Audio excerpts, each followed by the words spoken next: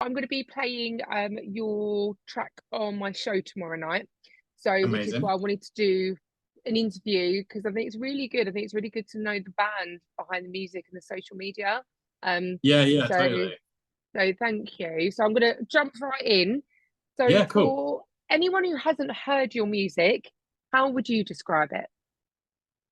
So we are kind of hard rock, probably going into alt metal now. So I guess it's that kind of we have a female vocalist. We don't like the whole female fronted thing because it's a bit like, and I get it because everyone's like, oh, so you're female fronted alt metal, and it's like, well, it's not a genre, and it's like, you know what I mean? It's like you're either you're rock or you're alt metal or you're whatever.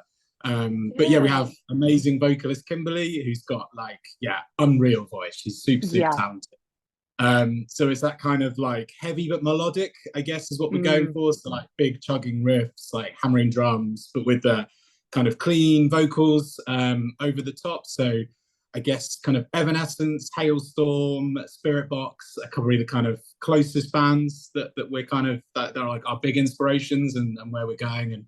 And the sound is kind of getting heavier as well, which is kind of cool. So like yeah. I was yeah, like listening to like a bit the earlier stuff, and then as it gets like kind of now it is heavier. But you know what? It's I'm not meant to say it, but that is like my favorite genre of music. Let's say I love it when it's yeah, heavy, yeah, but I yeah. love melody. I love singing along. I love that singing top of my lungs in the car. So yeah, Oh, it's brilliant. amazing. I'm Yeah. really excited to play it on my show tomorrow night because I know a Oh, lot of thank people are you. going No, to I love mean it. it's yeah, because it's cool because we didn't really kind of set out saying this is the band we are. We're going to make this music. We just kind of started off where we started. It was kind of more like rock, maybe a bit kind of hard rock, and then more we kind of well, actually, can we do this? Can we like go down into drop D? Can we do more like breakdowns? Can and even Nick, our bassist, has started doing a bit more like growls and stuff, and like that more guttural like metal sound on there. So it's really cool, and we've got lots of different musical influences within the band. Like so, Nick, he's like he loves a bit of his death metal, loves all that like real heavy You stuff, can which hear it. yeah, yeah. And then but then like Kimberly, she also loves that, but she loves like Fleetwood Mac and and kind of Stevie Nicks and all that. Like you can see that influence in how she sings and Mm, stuff, and Kate Bush and things like because we're kind of working on a Kate Bush cover at the moment, which we don't really do covers. Um, but but she's that'd be got her so voice good. is so well suited for it. She's got this like amazing voice. So yeah, it's kind of fun Mm. in that we're not like this is what we have to sound like. This is our exact sound. It's just kind of ever, kind of yeah, moving on and evolving as we go. So it's a lot of fun.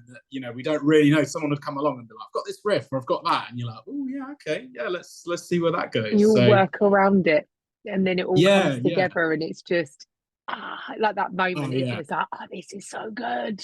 Yeah, Yeah. it's like the best thing. It's like one of our kind of earlier songs, Overshadowed. Like, it kind of starts. Nick starts off with like a bass, I guess you call it a solo, like intro, and he just came in one day and just started playing it, and everyone was like, "Wow!" And I think we wrote that song in like literally like 15 minutes. It just literally everyone was like, "Bam!" Just like, and it's the coolest feeling. It's like it doesn't Yeah. always work like that. No, Like we've no. had some Sometimes you can like, sit there for ages and like nothing is happening, but those oh yeah, moments are they're magic, aren't they? They're magic. yeah, it's and like again, like Kimberly's far more into her witchy voodoo stuff than me, but I she love has it. this like theory that certain songs like they just exist.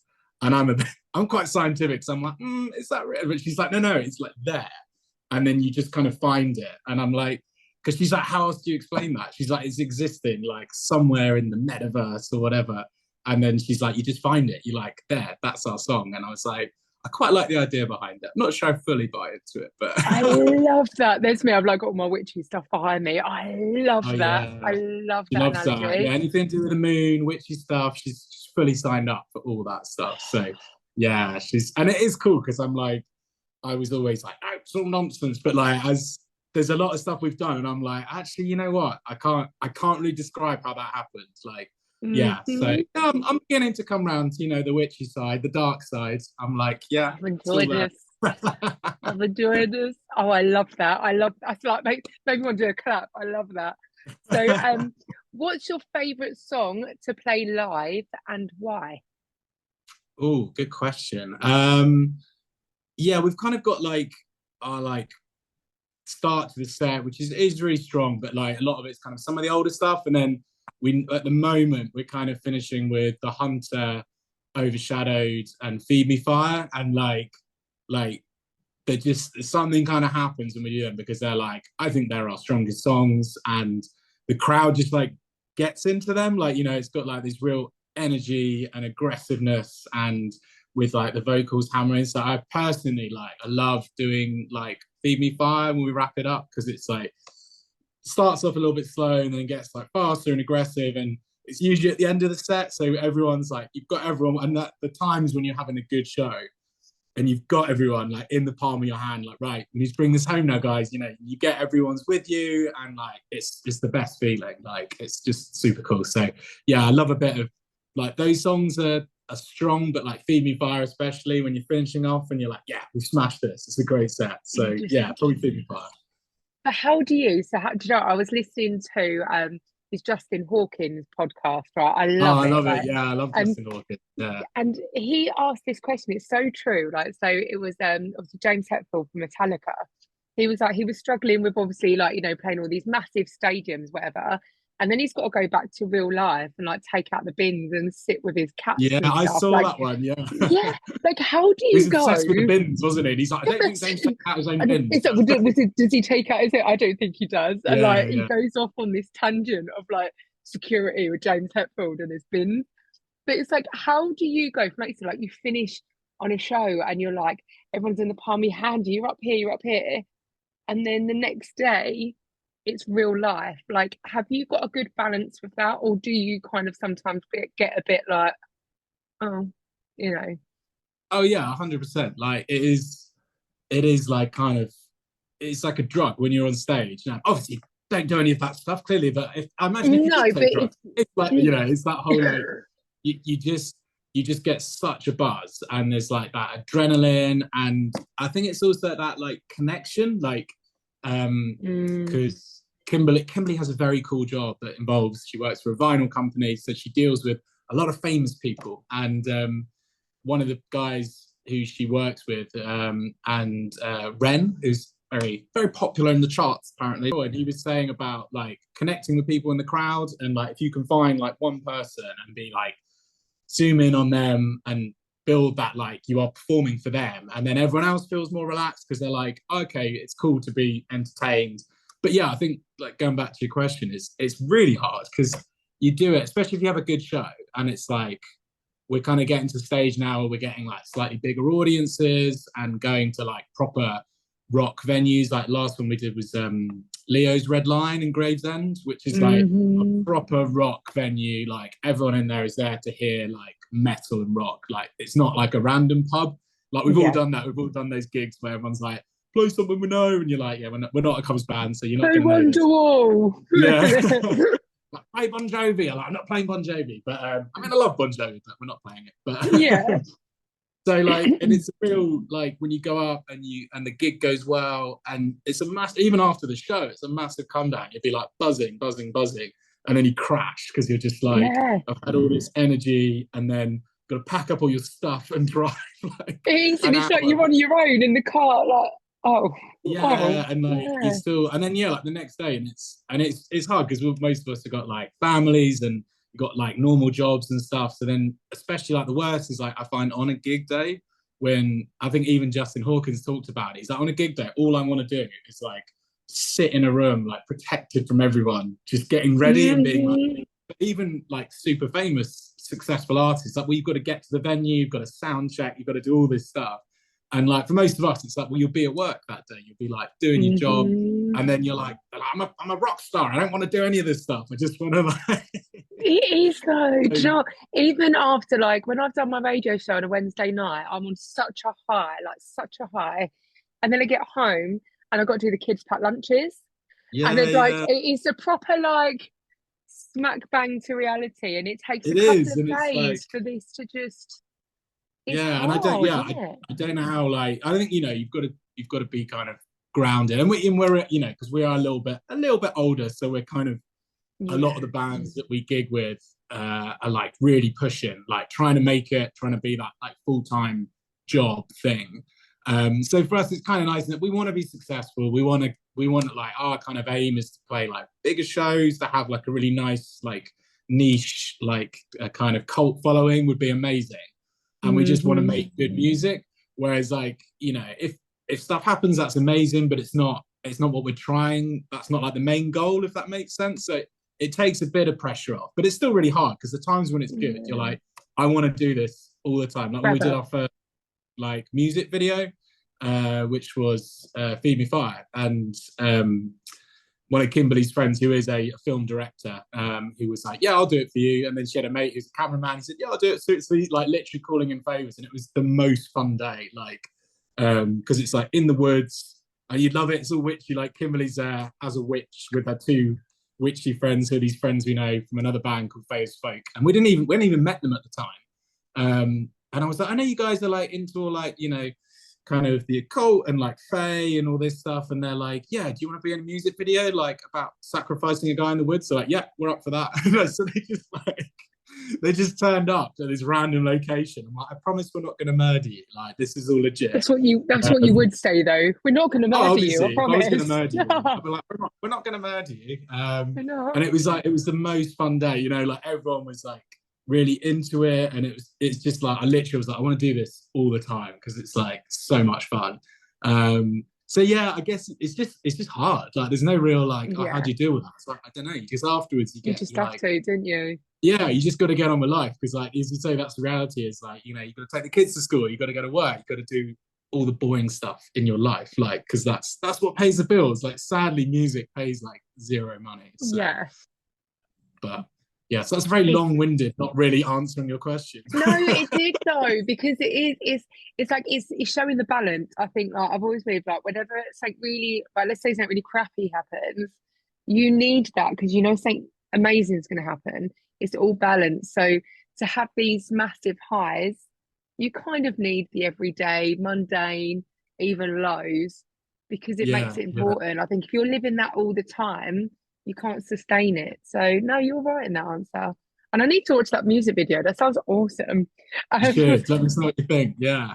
how how would you describe your fan base?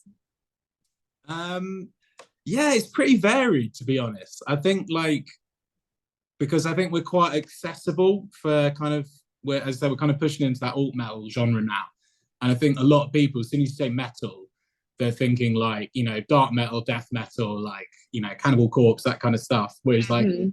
as people who know the genre are like, well, no, actually, there's like a million subgenres, and it's like, you Yeah, know, power metal is very cheesy and all this stuff, and you know, well, I mean, I love power metal, but it's that, you know, people would say, oh, that doesn't sound like metal to me. I was like, well, no, it's to do with the tempo, and I was like, I won't bore you to death about stuff, but I think um, a lot of guys and girls, it's that kind of they like rock, they like heavier music. And as I said, I think our big draw for us that we're really lucky to have like Ollie, our lead guitarist, who's amazing. Like he's come on like not that he was bad to start with, but like say especially on the Hunter, like the solo he does in that is insane. Like and it's super cool. And like Nick, our bassist, is amazing as well. And you know, and but I think for me, it's like Kimberly's voice. It's such a big draw for our band because she's just got this amazing like sound, and it's kind of pretty unique. Like there's not many other bands that I've heard. Like I mean, Kate Bush is probably the closest in terms of how hmm, the voice sounds. So I think like we have a pretty varied bunch of people. So there's some people who are obviously into that kind of music, but a lot of people like basically people I forced to listen to our music. I'm like, yeah, I'm in a band, like listen to it. And the comment I often get was like, "Oh, you guys are quite good." I'm like, "Oh, thanks." Like, as thanks if for they're, that. I know you're like, as if they're like, I thought you were rubbish, but like, no, I think because they hear that like hard rock, they think, oh, it's going to be all like screams and Noise. guttural and aggressive and noise, and it's.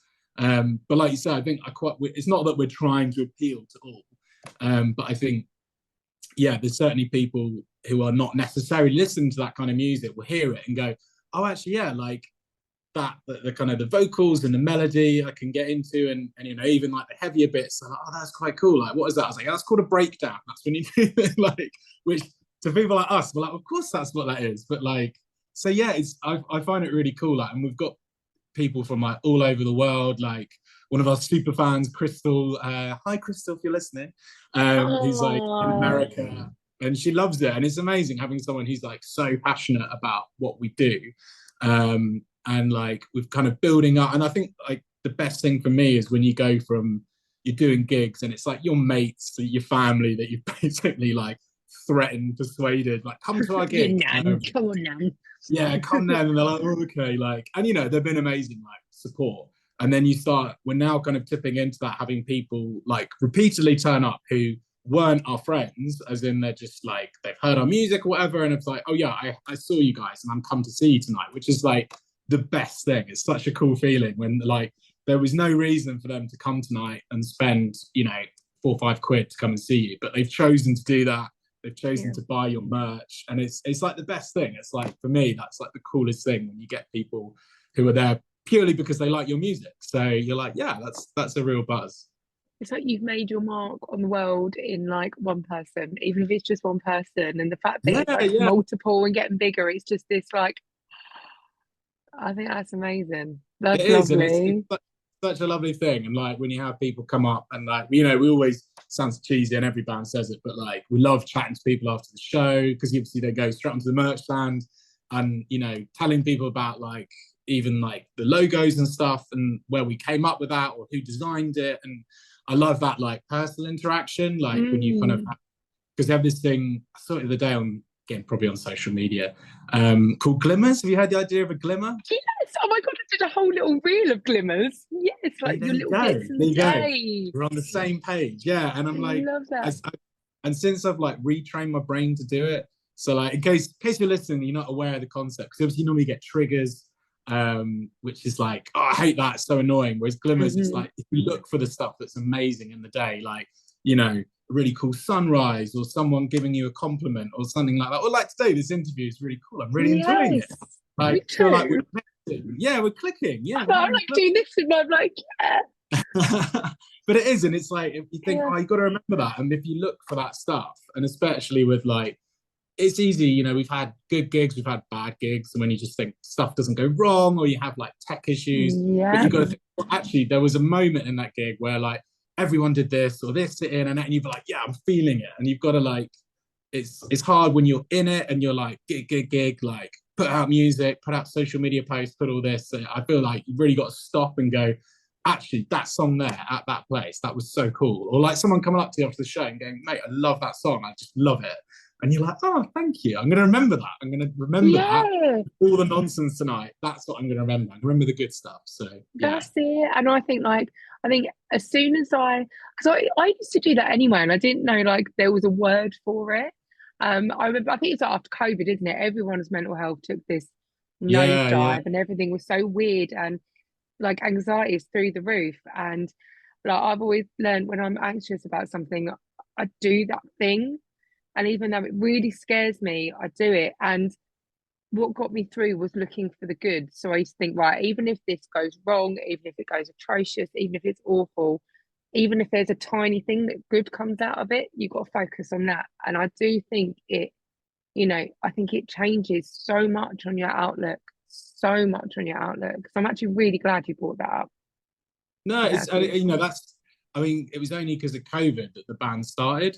It I wouldn't have happened because like I used to live in the same street as Kimberly, our lead singer, and it was like mid COVID, everyone's just going men like losing their minds, yeah, and like our kids were like playing because our kids used to go to the same school, or still go to the same school, sorry, and like we were just like chatting in the street because you just like need to speak to someone. I'm like, I haven't spoken to yes, anyone.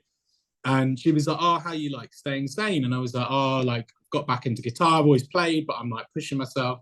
And she's like, oh, I used to be a singer in a band. She's like, we should start a band. And I just kind of laughed because I've never been in a band before this band, like never played live, never performed in front of I was like, no, I can't do that. She's like, why not?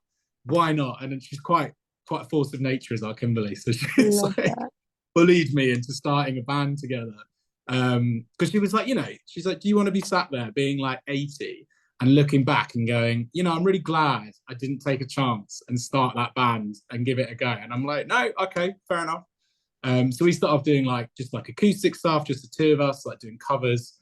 And then she's like, yeah, I know a friend who's a drummer. Like, how do you feel about doing like original stuff? And I was like, again, I don't know how to do it. She's like, it's easy. We'll just do it. Like, and then it all kind of went from there. So like, as much as COVID was horrendous and like so much bad stuff. Like I always think, well, actually, the band would never have started. Like I just wouldn't have probably had that opportunity if it wasn't for that. So, like you say, you Yeah. got to try and find the little It's moments. massive glimmer in it. It's like Yeah, yeah, a massive glimmer. massive. Yeah, Oh, I love that. Like your kids go to the same school, and it was that that took you to go, let's do this. That's so yeah, good. yeah. It's cool. Okay, It's cool. so do any of you in the band have any weird or hidden talents? Weird or hidden talents. That is quite a bizarre. Oh, I don't know actually. Someone who I interviewed a few weeks ago, he can fit a whole teaspoon handle up his nose. Oh, that's quite disgusting. It Yeah. gave me sinusitis thinking about it. Oh my god. Yeah, that is quite disgusting. Well, Kimberly has like a really boring one, which she's quite proud of, is that she can look at any picture and make sure it's straight on the wall. Like, and I was like, that is so boring, Kimberly. That is so not rock and roll. I was like, but she's really proud of it. And I was like, that's not a cool talent. Like, she's like, no, but it's lit watch. And I was like, you're talking nonsense anyway. But then she showed me, and I was like, well, get out your spirit level. I'm going to check. And I was like, yeah, she can do that. So it's less disgusting, but more boring. Of all her supernatural witchy powers she could have had, I I needed know. to make sure that a picture is straight. It's really dull. I was like, that is quite impressively dull. Yeah, I don't know if any of us have any other particularly strange abilities. I Like I can't can really pick think. stuff up. I can pick stuff up with my toes and open door handles with my toes. Got like How people do you learn toes. you can do that? That's quite a lot of dexterity I think it's in your. pure laziness. Or my back hurting as I'm getting older. One of the two. I know we've all been there. Like, it's that thing now. I'm like, yeah, have to stretch your back out after a gig and all this stuff. I'm like, Oh God, my it's so god. boring. It's just so An rock and roll. ibuprofen gel after going to a gig. And earplugs. And earplugs. Earplugs is the worst because you're like, oh, I was never doing that. No, that's not like, I can't hear the music properly. And now I'm like, I haven't got my earplugs. This is going to be a nightmare. This is going to be difficult. Tinnitus. Oh, Tinnitus for man. 24 hours. Yeah. And as you're going to sleep, all you can hear is boom, boom, boom, boom, boom in your ear. Yeah. No, it's like bad because I got it a bit anyway from like my old job and stuff. So like when I was like, I can't have it getting worse. So I'm like, yeah, it's one of those things. But yeah, I'm trying to think about that. We've got like some pretty, yeah, I'm just trying to think of any other weird and wonderful thing. I do have a claim to fame, which is quite cool. Oh, tell me. I love I'll these. Tell put me. that in. So like, a long time ago when I was a student, I used to do a bit of part-time modeling before the accident, obviously. And, like, and I got this like Vanilla call. Sky. Yeah, and they were like, "Oh, can you come and do this thing?" And I was like, yeah, that's cool." And it was like in London, and it was at Madame Tussauds, and I was like, "It's a bit weird, but fair enough." And I went along, and I was like, "Oh, what is it?" And they're like, "Oh, so when they do, I didn't realize when they do like a famous person's waxwork, it's not their body." And I was like, "Why?" I was like, "I feel like cheated by this." And they're like, "No, no, we take like a picture, and then we get a model in, and we use their body." Because it takes quite a long time and you have to literally, I mean, it's horrendous. You get put in this like full plaster cast over your whole body. And it's really not fun because you put on like this kind of like lycra suit. And I was like, what is this for? And they were like, oh yeah, it's this like film coming out. So this was a while back, which dates it. So do you remember like, it's kind of a guilty pleasure, Van Helsing. Do you remember the film Van Helsing? Yes.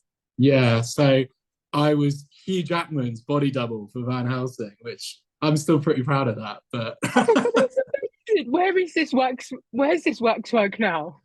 so it was in Australia because I was like, I thought it was all wind up. I've still got the picture somewhere. And I thought, oh, it's just a wind up. And then I think it went to the one in Australia. And I've no idea what happened because this was like pre Wolverine. So he was like, he was obviously famous, but he wasn't like mega famous. So I was like, oh yeah, I've heard of him, but like he wasn't like a big star then, and he was not as ripped. So don't think I was absolutely shredded back then. Like, he was still in good shape, but like I wasn't like, oh my god. Just to fight vampires, of course he was. I know exactly. You go fight, and it is one of those films that like I shouldn't like it, but I really do. Like I it's one of love those it. like, that era of like CGI where you're like it's a bit rubbish, but I quite like it. Like So it's good. So yeah, so there you go. I've got like pictures up somewhere at home of like me all like plastered up. So yeah, Hugh Jackman, if you're out there, where's my royalties? If you're listening, still waiting. still available Literally, for when you're work. like 80, like back in my day, I was in bloody trouble for that Hugh Jackman movie. That is Unbelievable. Everyone's amazing. like, you're talking nonsense. I was like, it's true, I swear. Look at Yeah. me. That's amazing. That is so cool. I Yeah. love So that. it's That my might be a new question. Like, what is like a little claim to fame? I really like that. When I yeah. was how old was I? When I was on 11, so I'm 40 next year, so it's a long time ago.